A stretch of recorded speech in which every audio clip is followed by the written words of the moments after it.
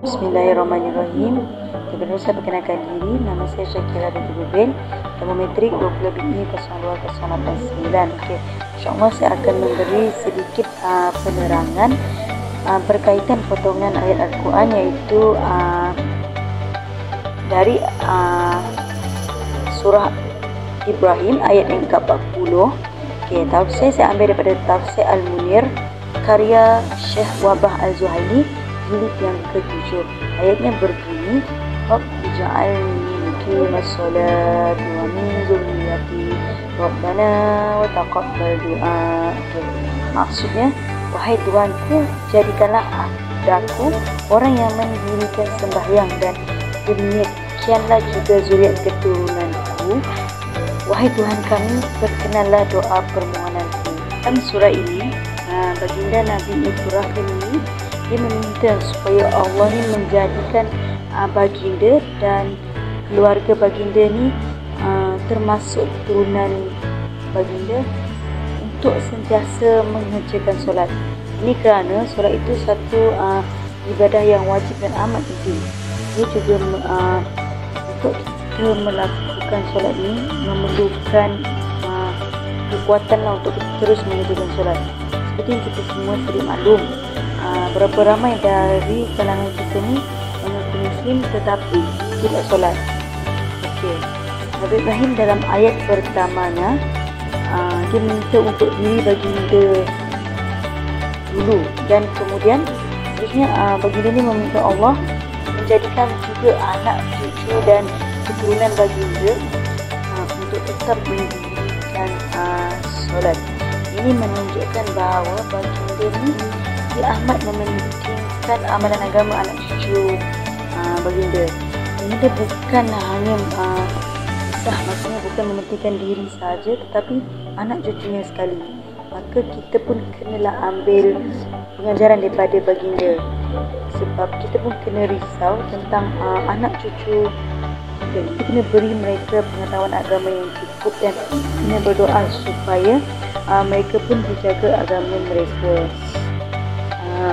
Dan lihatlah kalimah yang Nabi Ibrahim gunakan dalam ayat tersebut adalah muqimas salati, maksudnya mendirikan solat dan bukannya mengerjakan solat.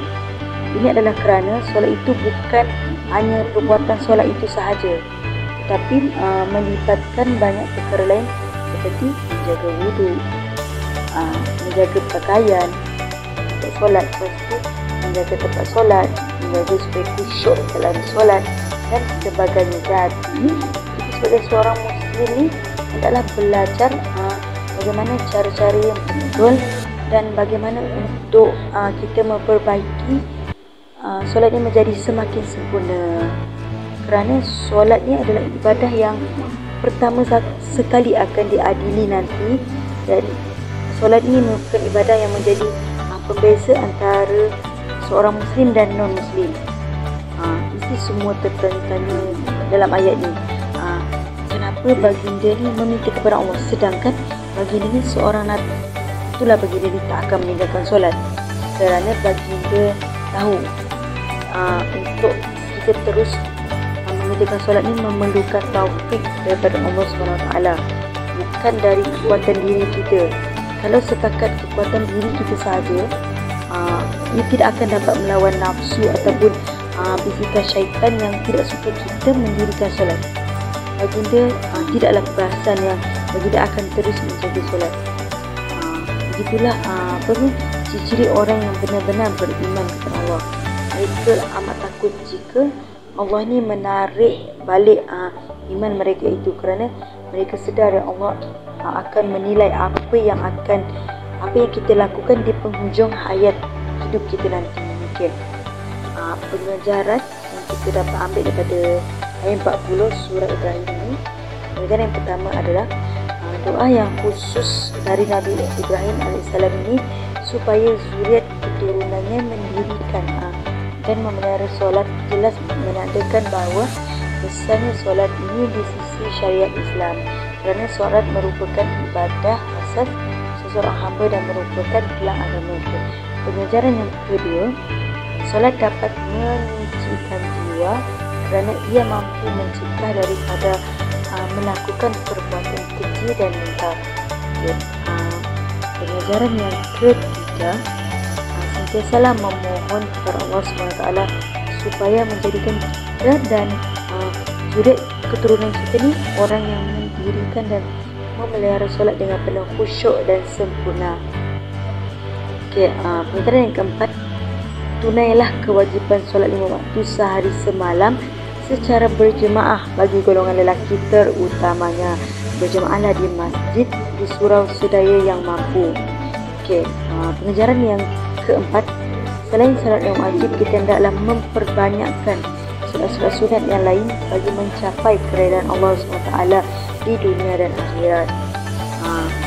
Pengajaran yang terakhir sekali adalah jadikanlah doa Nabi Ibrahim AS ini sebagai salah satu doa daripada doa-doa yang kita maksudnya amalkanlah doa ini setiap kali lepas kita solat. Tapi kita sekarang tak ada anak lagi, insyaAllah nanti kita ada keturunan sendiri, maka Allah akan jadi kita akan menjaga, kita pelihara solat mereka. Jadi yang terakhir sekali, dalam baginda ni, dalam ayat tersebut baginda ni berdoa supaya Allah ni memperkenankan doa baginda. Ini juga adalah salah satu adab dalam kita berdoa. Kita kena tunjukkan kepada Allah yang kita memang berharap supaya Allah ni memakbulkan doa kita. Bila berdoa, kita kena ada harapan yang penuh dan yakin kepada Allah Subhanahu Wa Taala. Okay,